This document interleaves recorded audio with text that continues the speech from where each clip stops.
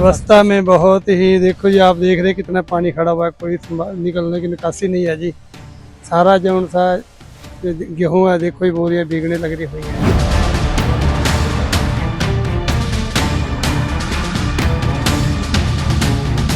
Sir पोल खोद रही सरकार की लिफ्टिंग कितनी स्लो है।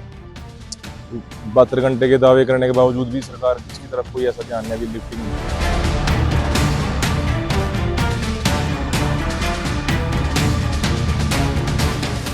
10 तारीख से जब से परचेज शुरू करी है, इतना बुरा हाल मैंने ज़िंदगी में कभी नहीं देखा।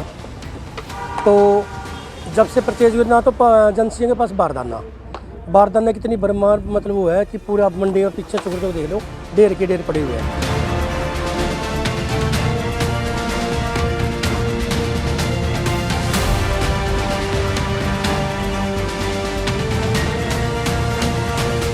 चाहे चिलचिलाती धूप हो या मूसलाधार बारिश या फिर कड़कड़ाती ठंड, सभी मुश्किलों का सामना करके हमारे लिए अन्न पैदा करते हैं किसान।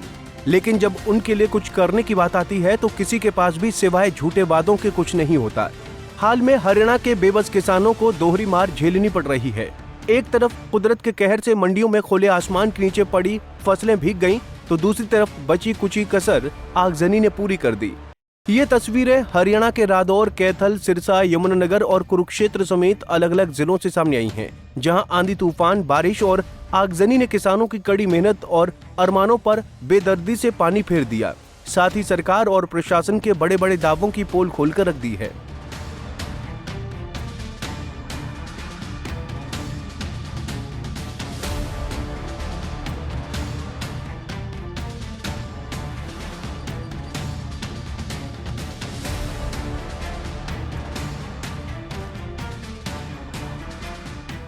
तस्वीरों में साफ देखा जा सकता है कि अचानक बारिश होने से मंडियों में पड़ी गेहूं की ढेरियां पानी में लबालब हो गई। यहां तक कि बिक चुके गेहूं का भी उठान समय पर नहीं हो पाया, जिससे गेहूं के कट्टे भीग गए। मौसम खराब होने के बावजूद गेहूं को बरसात से बचाने के लिए मार्केट कमेटी या आड़तियों की तरफ से तिरपाल के भी कोई प्रबंध नहीं किए गए। वहीं दूसरी तरफ कई जगहों पर बिजली के शॉर्ट सर्किट के कारण खेतों में खड़ी फसल जलकर राख हो गई। इससे किसानों को लाखों का नुकसान उठाना पड़ा। हद तो तब हो गई जब किसानों के पशुओं के लिए भी चारे का संकट पैदा हो गया। व्यवस्था में बहुत ही, देखो जी आप देख रहे कितना पानी खड़ा हुआ है, कोई निकलने की निकासी नहीं है जी। सारा जो सा गेहूँ है देखो ही बोरियां भीगने लग रही हुई है, कोई मतलब व्यवस्था नहीं हो रही है जी। इसलिए पानी कोई निकासी नहीं है, कोई संभाल नहीं है जिसकी। सरकार ने मतलब प्रशासन ने तो दावे करे थे भी सही है। ये पहली बारिश हुई है, देखो जी हालात देख क्या हालत हो रहे हैं जिसके इधर, आप समझे। सारे अनाज खराब हो रहे थे। हाँ जी, जिमीदार का बुरा हाल हो रहा है जी। देखो जी बुरा हाल है, उठान भी नहीं मतलब उठान भी आप बीच में पड़ा हुआ है जी, सारा बोरियां भीगी हुई है जी, तो कोई व्यवस्था नहीं है पूरी। सर इसका सबसे बड़ा कारण तो लोडिंग का है। लोडिंग इतनी स्लो है सर, इसका कोई हिसाब नहीं। आप देख सकते हो अभी मंडी में कैसे चट्टे लगे पड़े सारे। और यही सर पोल खोद रही सरकार की लिफ्टिंग कितनी स्लो है। 72 घंटे के दावे करने के बावजूद भी सरकार इसकी तरफ कोई ऐसा ध्यान नहीं, अभी लिफ्टिंग अच्छी हो। तो मेरी तो सरकार से सर यही गुजारिश है, अभी जितनी हो सके अभी लिफ्टिंग फास्ट कराई जाए। अभी सुनने में आ रहा था अभी इसकी दोबारा रेनोवेशन होगी मंडी की, दोबारा ये सीमेंटेड सड़कें बनेगी, उससे थोड़ा पानी का लेवल भी अच्छा होगा, क्योंकि यहाँ मंडी में हमारा पानी रुकता है। बाहर की जो सड़क है उसका लेवल थोड़ा ऊंचा हो गया, मंडी का लेवल थोड़ा नीचे है। इस करके जब अभी हमने डिमांड उठाई थी और माननीय कृषि मंत्री जी ने भी आश्वासन दिया कि भी हम जो अपनी आपकी सड़कें हैं भी इनको सीमेंटेड बनाएंगे और इसका लेवल थोड़ा सा बाहर की सड़क से ऊंचा करेंगे, ताकि हमारी मंडी में पानी बिल्कुल भी न रुके। मंडी का तो 10 तारीख से जब से परचेज शुरू करी है, इतना बुरा हाल मैंने ज़िंदगी में कभी नहीं देखा। तो जब से परचेज हुई ना तो एजेंसियों के पास बारदाना कितनी बरमार मतलब वो है कि पूरा मंडी में पीछे चुकर के देख लो, ढेर के ढेर पड़े हुए हैं। किसान एक राम की मार, इतनी बरसात पड़ेगी रात, इससे पहले गवर्नमेंट तो 12% मॉइस्चर की डिमांड कर रही है। इससे तो मॉइस्चर बढ़ेगा, नीचे कट्टे के नीचे ही पानी फिरेगा। हम तो सरकार से वो रखते हैं कि 12 की बजाय 14% मॉइस्चर करके एजेंसियों का आदेश करें। और लिफ्टिंग का तो इतना बुरा हाल है, एक ही ठेकेदार को तीनों मंडिया का ठेका दे दिया, जबकि तीनों मंडिया का अलग अलग ठेका होता है। उस ठेकेदार के पास कुल 20 गड्डियाँ हैं, 25-30 लाख कट्टे मंडी के कैसे उठाएगा करना ठेकेदार? इस हिसाब से तो 3 महीने में माल उठेगा ये। और जबकि सरकार कहती है 24 घंटे पेमेंट करेंगे।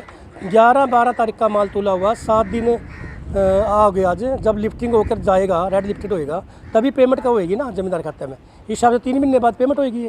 किसान क्या करें आप? किसान तो आते हैं, हमारी पेमेंट नहीं, पेमेंट तो जब होगी ना जब माल उठ के जाएगा। अभी तक तो माल ही नहीं उठता, तो मैंने तो लगता नहीं 2 महीने 1.5 महीने और माल उठेगा ये। हम तो सरकार से ही चाहते हैं कि ठेकेदार को टाइट करके उस पर गाड़ियाँ लेकर जल्दी से जल्दी माल की लिफ्टिंग कराए, ताकि पेमेंट खाते में जमींदार की आए और सुचारू रूप से काम चले। और सरकार से जनता से रिक्वेस्ट है कि मॉइस्चर जो आड़तियों के ऊपर ये मार लगी है सरकार बरसात की, इसमें थोड़ा मॉइस्चर बढ़ा के एजेंसियों को सरकार आड़तियों के साथ।